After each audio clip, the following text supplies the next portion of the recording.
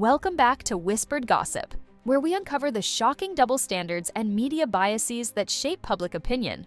Today, we're diving deep into how The View reacted to Donald Trump's new press secretary, Karine Levitt, and what this reveals about the political media landscape.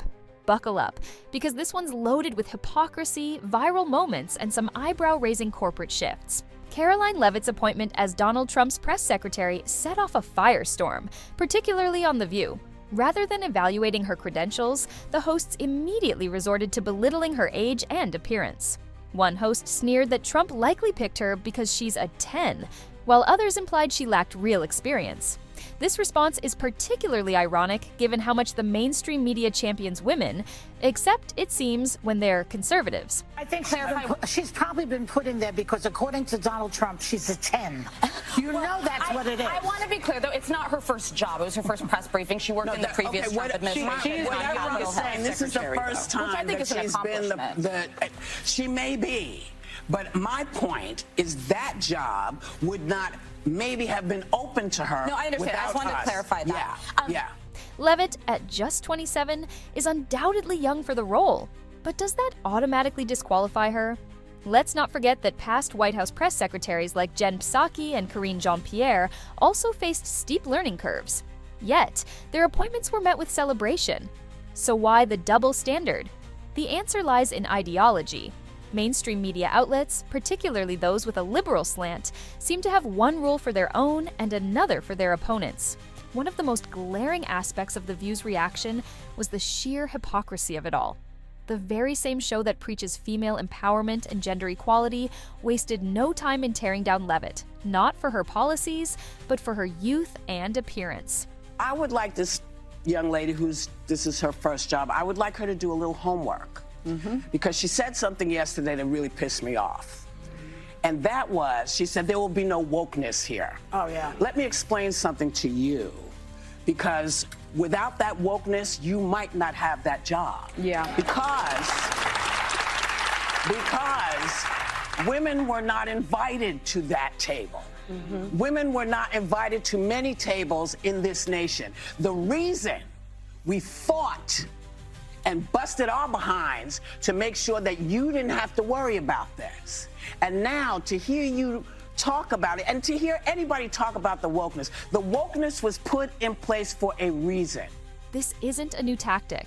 Conservative women in politics, from Sarah Huckabee Sanders to Kellyanne Conway, have long been subjected to this treatment. If the goal is to empower women, then shouldn't that include all women, regardless of their political views? The selective outrage reveals an inconvenient truth. For many in mainstream media, feminism is conditional. Support is given when it aligns with their ideology. But if a woman dares to step outside the prescribed narrative, she's fair game for ridicule and mockery. This hypocrisy isn't just frustrating, it actively undermines the cause of gender equality by turning it into a partisan weapon rather than a universal principle.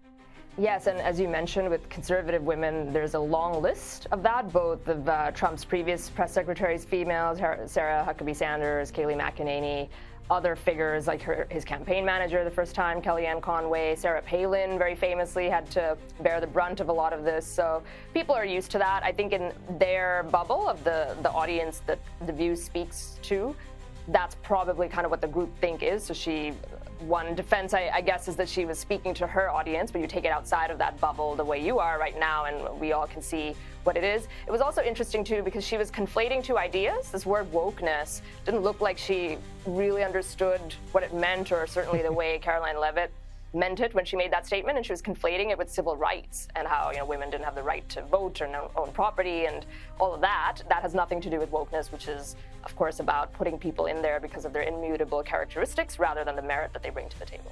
The View hosts accused Levitt of not understanding wokeness after she stated, "There will be no wokeness here." One host condescendingly claimed that without wokeness, Levitt wouldn't have even had the opportunity to hold the press secretary position. But is that really true? The term wokeness has been heavily politicized. While it originally referred to social awareness, it has since morphed into a divisive ideology often associated with affirmative action and diversity quotas. The View tried to conflate Levitt's rejection of wokeness with rejecting women's rights, but these are two completely different discussions. Levitt wasn't dismissing women's hard-fought progress. She was rejecting the idea that identity politics should overshadow merit. The attempt to twist her words is a classic example of how political debates get derailed by misleading rhetoric. Rather than engage in meaningful discourse, The View resorted to cheap shots and false equivalencies. But this isn't the only case of media bias. Recently, both Donald Trump and Elon Musk have found themselves in the crosshairs of the mainstream media's relentless attacks. A few weeks ago, The View hosts tragedies Elon Musk, accusing him of plotting against Donald Trump. In a bizarre exchange, they speculated that Musk was working alongside Senator J.D. Vance to remove Trump from power, pushing the idea that the billionaire tech mogul was positioning himself as the real force behind the scenes. Because I've been saying it for a while. Yes, you have. I've been saying that I think Elon Musk believes he's president. I do. Well, you've been calling him vice president. I've called him vice president. I called him president because I don't know what JD is doing. I hardly ever say. I don't remember the last time we even talked about JD. You're right. He's planning the presidency when they get rid of Trump. So you think it's Musk Vance? Possible. Hey, you know who? Stay away from the stairways. Because, people put the leg out to trip you going down the stairs. The accusations were vague but loaded with political implications, suggesting that Musk, a known supporter of free speech and an opponent of establishment narratives, was secretly maneuvering to take control of the Republican Party. Amid the backlash, Whoopi Goldberg attempted to downplay her remarks, claiming that she was merely making a playful comment about her cat rather than suggesting a political conspiracy.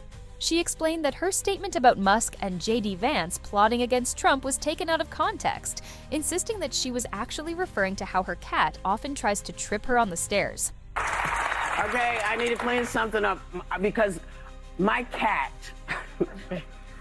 lays in wait for me on my stairs all the time. That's what I was thinking of that. I wasn't trying to indicate that they were actually standing there with their legs out, hoping he would trip. Musk, of course, wasted no time in responding.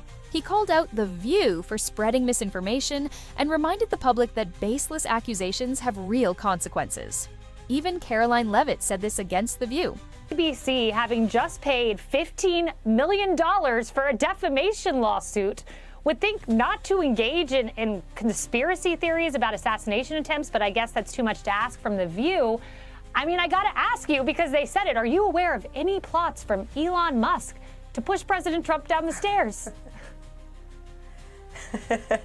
Absolutely not. Let me be unequivocally clear about that. And watching this clip, I couldn't help but think how ironic that Whoopi Goldberg and Joy Behar and the rest of the ladies on The View spend their time calling Republicans the conspiracy theorists. But they have been wrong about everything they have said over the last couple of years. They likened President Trump to Hitler. They have mocked him. They have shamed him. They have lied about him consistently on their show. And it was a joy to watch them on November the 6th when they realized that tens of millions of Americans do not listen to the lies that they have spewed. These women are completely out of touch with reality. And you're right, ABC should wake up. They just paid $15 million to President Trump's future library. That's a great thing for the American people. So, what are your views on this incident? Do tell us in the comments section. Till then, bye-bye.